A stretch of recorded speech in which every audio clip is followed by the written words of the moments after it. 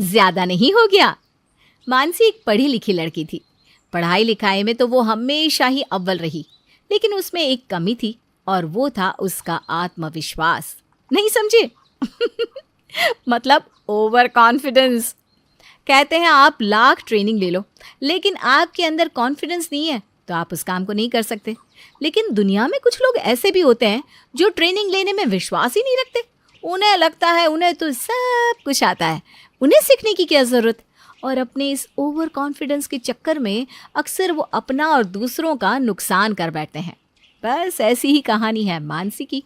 पढ़ाई लिखाई खत्म करने के बाद मानसी प्रशांत से शादी करके अपने ससुराल आ गई थी। जैसा कि उसकी आदत थी, जब भी उसे किसी काम के लिए पूछा जाता तो वो झट से कह देती, अरे इसमें सीखने जैसी क्या बात है, ये तो मुझे पहले से आता है। शादी के कुछ दिन बाद, आज सुबह से मेरी तबीयत कुछ ठीक नहीं है। घुटनों में इतना दर्द है कि उठा बैठा भी नहीं जा रहा।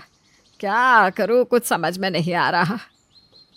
मम्मी जी, विक्रम आज गाड़ी लेकर भी नहीं गया है।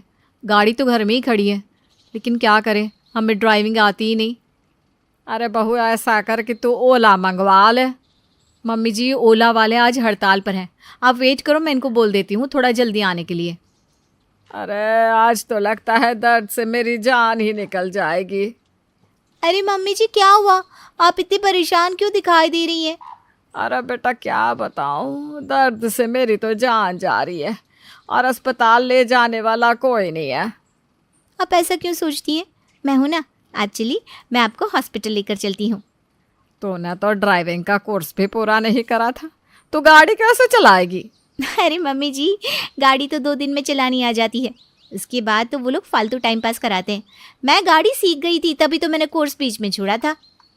अच्छा, अब गाड़ी में बैठिए, मैं आपको हॉस्पिटल लेकर चलती हूँ। लता पहले ही भयानक दर्द झेल रही थी, इसलिए जब बहू मानसी ने उसे अस्पताल ले जाने की बात की तो वो उस पर भरोसा करके चुपचाप गाड़ी में बैठ गई। सास को गाड़ी में बिठाकर मानसी ने गाड़ी स्टार्ट कर दी। गाड़ी अब कुछ दूर ही चली थी कि मानसी ने स्पीड बढ़ा दी। अरे बेटा थोड़ा धीरे से गाड़ी चलाओ, अभी तुम्हारा हाथ भी साफ नहीं है। अरे टेंशन मत लीजिए मम्मी जी, बस अभी 10 मिनट में अस्पताल पहुंच जाएंगे हम। इतना कहकर मानसी तेजी से सड़क पर गाड़ी दौड़ाने लगी। अचानक ही उसकी गाड़ी के सामने एक बाइक आ जाती है और बैलेंस बिगड़ने से गाड़ी जाकर डिवाइडर से टकरा जाती है। सत्यानाश, मार डाला रे। कब वक्त 10 बार कहा था धीरे चला धीरे चला, लेकिन तू तो आज मुझे निपटाने के इरादे से ही निकली है। हाय मेरा प्यार, लगता है आज तो गया काम से। गाड़ी का एक्सीडेंट होते ही सड़क पर भीड़ लग जाती है और कुछ लोग उन दोनों को अपनी गाड़ी से अस्पताल पहुंचा देते हैं। अगले दिन, मम्मी क्या ज़रूरत थी आपको मानसी के साथ अस्पताल जाने की? अरे मती मारी गई थी मेरी, खूब इलाज किया इसने मेरा, ऐसा दर्द दिया कि घुटने का दर्द तो मैं भूल ही गई। लता अपने भाग्य को कोसती अस्पताल से घर आती है।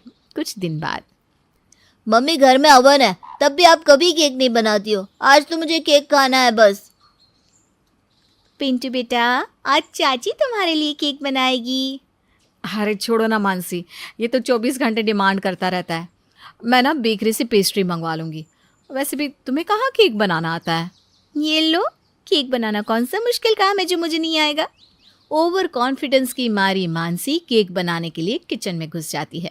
मानसी को लग रहा था कि यूट्यूब में वीडियो देखकर वो पिंटू के लिए केक बना लेगी, लेकिन केक बेक करते समय वो अपने ओवर कॉन्फिडेंस की शिकार हो गई और फुल टेम्परेचर पर रखकर ओवन सेट करके अपने कमरे में चली गई। थोड़ी देर बाद, अरे मानसी, ये जलने की बदबू कहाँ से आ रही है?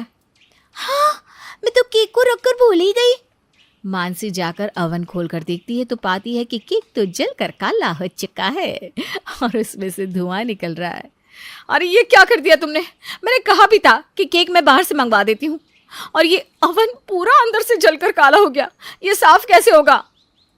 भाभी, वो ना केक रखने के बाद बंद करना मेरे दिमाग से निकल गया। आप ना चिंता ना करो, मैं इसे बिल्कुल साफ कर दूंगी। मैंने 1 मिनट आइडियाज़ में जले हुए दाग हटाना अच्छे से सीखा है। मानसी एक बर्तन में पानी गर्म करती है और हड़बड़ी में पानी से भरा भगोना ओवन के ऊपर गिरा देती है। पानी मशीन में चला जाता है और अवन खराब हो जाता है। हे भगवान, तुमने 500 के केक के लिए 15,000 का ओवन का बलि चढ़ा दिया। मेरी तो आज शामत आनी तय है। खैर, अवन की बात ठंडी भी नहीं हो पाई थी कि 2 दिन बाद मानसी जिठानी मनु के पास आती है। भाभी, आपको कहीं जाना तो नहीं है ना? नहीं नहीं, मुझे कहीं नहीं जाना, घर में कितने सारे काम पड़े हैं। क्यों, क्या हुआ? मुझे ना ज़रा बाजार तक जाना था, आप अपनी स्कूटी की चाबी दीजिए ना। स्कूटी की चाबी तो ले जाओ, लेकिन थोड़ा संभल कर चलाना। या ऐसा करो ना, तुम टैक्सी से निकल जाओ, ज़्यादा सेफ रहेगा। अरे भाभी, मुझे ड्राइविंग करनी आती है। वो उस दिन तो बाइक वाला अचानक से गाड़ी के सामने आ गया ना, उसमें मेरी कोई गलती नहीं थी। हाँ हाँ, वो तो मैं भी जानती हूँ, तुम्हारी गलती तो कभी होती ही नहीं है। जिठानी के समझाने पर भी मानसी स्कूटी की चाबी लेकर घर से निकल जाती है। कुछ देर बाद मोहल्ले में रहने वाले शर्मा जी कहते हैं, अरे लता बहन जी, कहाँ हैं आप? अरे क्या बात हो गई भाई साहब, क्यों शोर मचा रहे हैं? अरे बहन जी, आपकी बहू ने हमारे पैर पर स्कूटी चढ़ा दी और अब हम शोर भी ना मचाए। क्या? अरे तो जब आप देख रहे थे कि मेरी बहू स्कूटी से आ रही है तो आप उसके सामने क्यों आए? अरे हम उसके सामने कहाँ आए, हम तो अपने पोर्च में बैठकर अखबार पढ़ रहे थे। आपकी बहू स्कूटी लेकर आई और हमारे पोर्च में घुसकर हमारी टांग के ऊपर स्कूटी चढ़ा दी। अब क्या इंसान अपने घर में भी हेलमेट लगाकर घूमे? हे भगवान, कहाँ से यह सर्वगुण संपन्न लड़की हमारे पल्ले बांध दी। ऐसा कोई काम नहीं जिसे यह कह दे कि इसे नहीं आता, और जब से शादी हुई है ऐसा भी कोई काम नहीं जो इसने बिना तोड़ फोड़ निपटा दिया हो। अब मैं क्या जवाब दूँ शर्मा जी को? माफ़ कर दीजिए अंकल, वो ना अभी स्कूटी चलाना सीख रही है, इसलिए गलती हो गई उससे। अरे तो क्या ऐसे हमारे ऊपर गाड़ी चढ़ाकर चलाना सीखेगी? मैं सोसाइटी में कंप्लेंट करूंगा, उसका कॉलोनी में ड्राइविंग परमिशन कैंसिल करवा दूंगा। हाय, मेरी बहू कहाँ है? उसे ज़्यादा चोट तो नहीं लग गई? अरे उससे कुछ नहीं हुआ, बस आपकी स्कूटी की हालत खराब हो गई है। स्कूटी की डेड बॉडी रिक्शा पर लाद कर पहुंचती होगी आपकी लाडली बहू। कुछ देर बाद मानसी टूटी फुट्टी स्कूटी लेकर घर पहुंचती है। अरे स्कूटी का रॉकेट बनाकर चलाने से पहले अच्छी तरह सीख ही ले, अगर शर्मा जी को ज्यादा लग जाती तो। मम्मी जी, एक्सीडेंट तो सबके साथ होते रहते हैं, और बताइए स्कूटी में सीखने लायक होता क्या है? बटन दबाकर स्टार्ट कर लो और ब्रेक दबाकर रोक लो। हाँ ठीक ही तो कह रही हो, तभी तो तुम स्कूटी का कचूमर बनाकर लाई हो। कुछ दिन बाद, मम्मी देखो ना, प्रेस खराब हो गई, अब मैं ऑफिस कैसे जाऊं? तो ऐसा कर, वो तेरी शादी में आई है ना, वो वाली प्रेस यूज़ कर ले। अच्छा ठीक है। मानसी देखो, ये तो स्टीम आयरन है, अपने काम के नहीं है, मुझे तो यूज़ करना भी नहीं आता। अरे इसमें आने ना आने जैसा क्या है, लाओ मैं कपड़े आयरन कर देती हूँ। कुछ देर बाद जब प्रशांत नहाकर बाहर आया तो उसने देखा कि मानसी मुंह लटकाए खड़ी है और पास में उसकी शर्ट पड़ी है। अरे हो गई प्रेस? ऐसा मुंह क्यों लटका रखा है?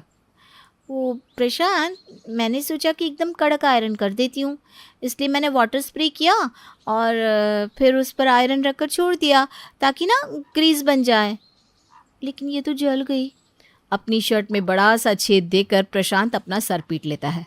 हद है तुम्हारी मानसी, मेरी लकी शर्ट थी और तुमने जलाकर खराब कर दी। अरे बाबा, जब काम नहीं आता तो सीख लो या मना कर दो, कम से कम सत्यानाश तो मत करो। खबरदार, जो आज के बाद तुमने मेरी मदद करने की कोशिश भी की। मानसी उदास मन से अपने कमरे से बाहर आ जाती है। देख बेटा, मुझे ये सब नहीं आता, तुम मना कर देना अपनी मैडम को। अरे भाभी, मुझे बताइए ना क्या करना है, क्यों इस पर नाराज़ हो रही हैं?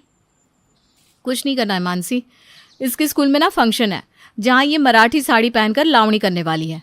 अरे बाबा, मुझसे नहीं होता ये मेकअप और तैयारी, इसलिए बेहतर है तू मना कर दे। बस इतनी सी बात, डांस और साड़ी मैं तैयार करवा दूंगी, आप टेंशन ना लो। मानसी, तुमने लावणी सीखा है?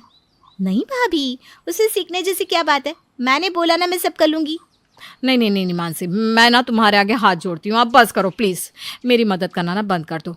तुम हर समय ओवर कॉन्फिडेंस में रहती हो। अरे भाई, कोई भी काम सीखने और प्रैक्टिस करने से ही आता है, और एक तुम हो कि बिना हाथ पैर चलाए खुद को परफेक्ट मान लेती हो। हाँ मानसी बहू, मैं भी हाथ जोड़ रही हूँ, तुम बस करो अब, भगवान के लिए हमारी मदद मत करो। ससुराल में सभी मानसी को समझ चुके थे, इसलिए उससे मदद लेने की जगह हाथ छोड़ लेते थे। घर में सबकी बात सुनकर मानसी को एहसास हुआ कि उसने अपने ओवर कॉन्फिडेंस में सबको बहुत परेशान किया है, इसलिए वो भी अपने अंदर सुधार लाने की कोशिश करने लगती है।